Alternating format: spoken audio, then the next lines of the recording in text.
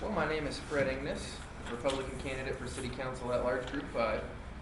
I'm running for the position because as I grew up in Jacksonville and joined the Army and served overseas and came back, I just saw such a decline in my neighborhood and in the surrounding areas. A lot of the west side where I'm from, Hyde Park, 103rd, Lake Shore, these used to be good neighborhoods 10 or 15 years ago, and they've really taken a hit. And I couldn't stand it anymore. I wanted to do something about it. And I'm continuing to run for the at-large seat because I see the things that are going on in our city. Wasteful spending, increases in millage rates beyond what the charter allows, fees that are just really taxes, they're just called fees so that the city can get away with them. And it's a disgrace. And somebody has to do something about it. And quite frankly, I haven't found anybody yet I can trust to do something about it that'll stick to it, so I have to do it myself. Well, tell us what you consider to be the core functions of local government. The core functions of local government to me are just the bare essentials. And I know that that's a broad term and a lot of people will define it differently. But public safety, providing police, fire, maintenance to roads, garbage pickup, things like that. Most of the, I'm sorry. No, go ahead. When it comes to a lot of the other things the city gets involved in, charity work, all non-essentials, I call these luxury items. And I don't think we can afford the luxury items. We've gotten out of control. Once an entitlement starts, I've never seen one stopped. So we need to put a halt to it. We need to bring it back now before it bankrupts our city, and we're on the path of doing that. Right, have you identified any specific areas where there might be savings in the upcoming budgets, and we're looking for stuff like Jacksonville Journey, JEDC, Cultural Council, special events, public safety being huge, anything like that? Where are these areas, and what do you believe can be cut out? Well, as little, in my opinion, out of public safety as possible. However, the other few things that you just rattled off all can be cut. The Ethics Commission, the JEDC, the Jacksonville Journey, all these things need to be reduced, if not eliminated. And again, I know that in other areas, the city is a big help when it comes to charitable things and taking care of the homeless here and just helping out in the community with all these types of things. But I think if we cut that back and allow more of the taxpayers' money to be in their own pocket, that the charities will be able to make up that difference and people will have more money to donate and they'll be self-sufficient. People were getting by before the city became the welfare program, and I think they can once we take that out, they'll still survive. Chief? What do you believe is the solution to the city employee pension problem, and what steps would you take as a council member to work toward that solution? Well, I think that too many of the council members were beholden to the different union groups who donated money to their campaigns and endorsed them. And once you accept that, and once you become beholden to those different unions, you have great pressure on you to side with them when it comes to the pension negotiations. And so I haven't accepted a single endorsement from any union, nor have I gone to any union's candidate forum. I refuse to. I cannot let that cloud my judgment or take away from my ability to judge fairly. And that's what I will do. It's simple. It sounds easy, but it really is the truth. And that's just to have an unbiased opinion going in, being fair, and doing what's right for the city. You know, when you're a city councilman and you're negotiating those contracts, the city is your customer, the taxpayers are your customer, not the unions. The unions are the people you're negotiating with. But too often the city council members have looked at it from the other side. The union is the people that I need to take care of. You need to get the best deal as possible. And they haven't been doing that, and that's what I will seek to do. Earlier, you mentioned the fees. Are there any specific fees that have been put in place by the current government that you would attempt to reduce or remove? And having reduced or removed them, how would you recover the revenue shortfalls resulting from eliminating those or removing them? Well, all three of the recent city fees that were passed back in 2007, I would take out. The garbage fee, the stormwater fee, and the electric fee. And I don't think that it's necessary for us to recover that revenue.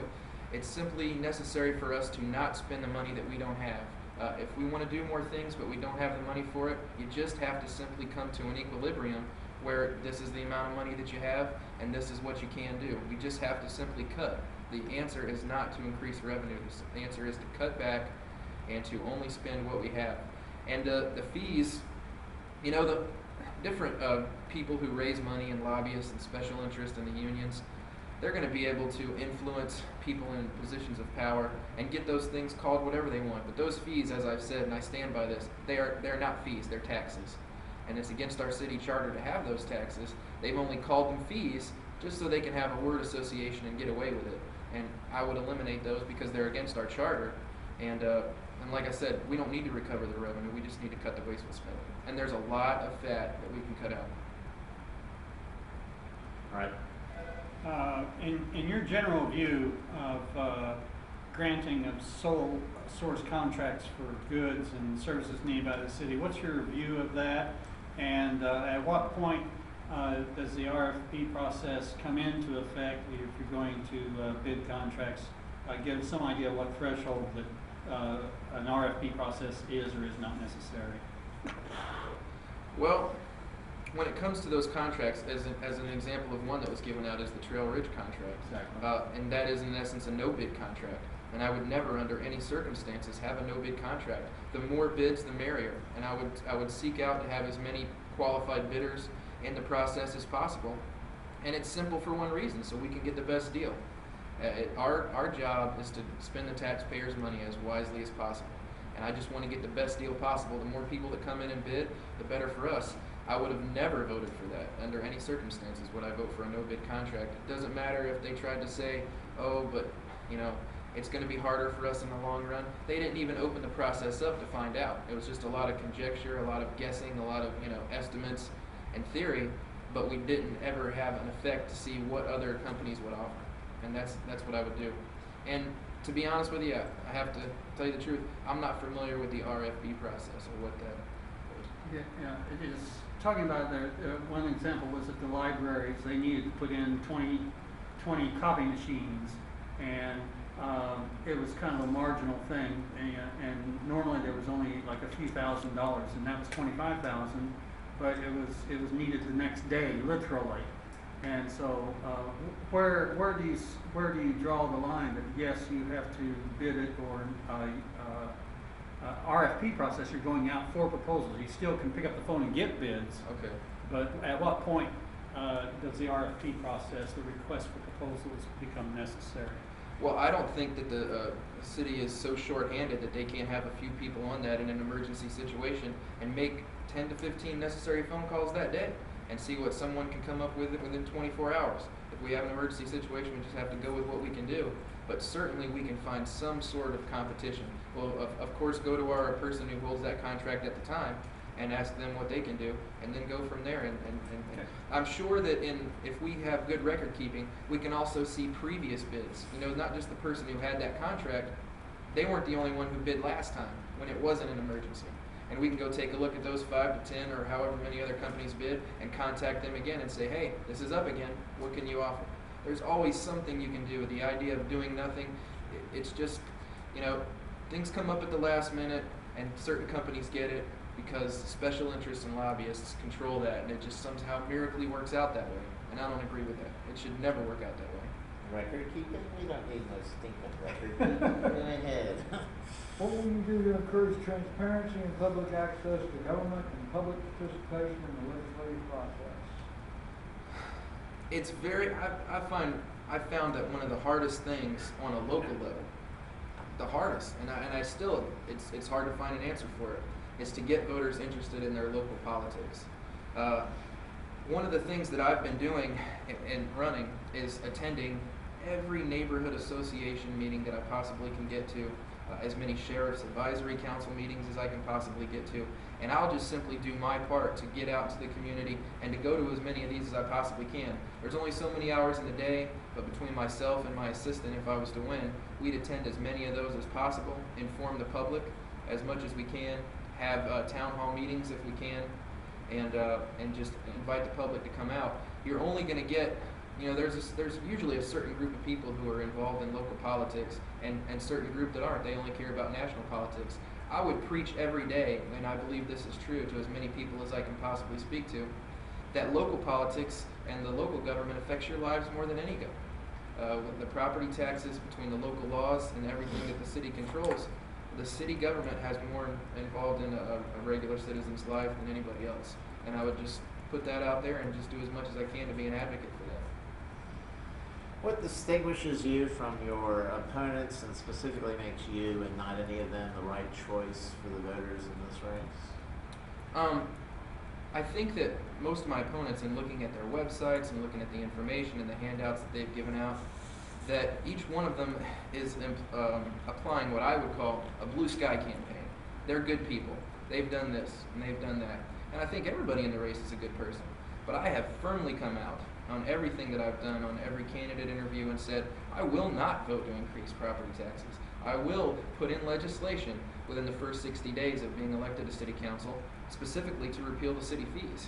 And I will specifically look for every way I can to cut the budget. I've cited some specifics to you, but it's just to be real direct, be black and white, and leave no middle ground, no gray. And I think they are leaving a lot of gray and leaving a lot unsaid, and just saying, I'll see what I can do, I'll do the best that I can when I get out there, instead of making a firm guarantee, firm promise, if you will, and say, this is exactly what I will do. I'm not afraid to say what's on my mind. I'll be blunt. I'll tell it exactly like it is. And I think that's the biggest thing. I'm a very tough, determined person. I've served my country overseas during the Iraq War. I think one of the biggest things, also in addition to that, is each one of my opponents has a certain connection to the city government or to old-time money. We've got two other people in the race that have parents who've been around in San Marco and in Riverside for 100 years, and they're wealthy. You've got another person whose wife works for the mayor's office. I have no connection to the current administration. If I did, I think that would be a detriment. The current administration is pitiful. They're the sorriest excuse for a Republican that I can imagine, for a conservative especially. And I don't want any connection to them, and I think that's a big advantage. And just being blunt and telling you exactly what I stand for. Those are my two biggest things. Okay, Victor, take us out of here. All right. Assuming that concerned taxpayers of Duval County were to officially endorse you, Mr. Engness, what actions, if any, would you take to inform the electorate of that fact? Well, I'll tell you this. I've mentioned this to many people, and this is the truth. The two biggest endorsements for me, it may not be the biggest in every person's eye in public opinion, but the two that I want the most, because they mean the most to me, are the concerned taxpayers and the Tea Party. Because I think that you guys and the Tea Party represent coming back to a fiscal responsibility that is my main reason for running. I'll be honest with you, I'm going to put it on every handout that I give out. I'm going to put it on my information that I mail out, and I'm going to let it be known everywhere that I've been endorsed by you guys and be proud of it. Because I think if you look around the city, and I have personally done some polling and had some people do some polling for me, the number one issue that people are concerned about is property taxes and government spending. And if there's anyone that can endorse someone who will take care of those things, it would be the concerned taxpayers. And I would be very proud to receive your endorsement. All right. Final thing.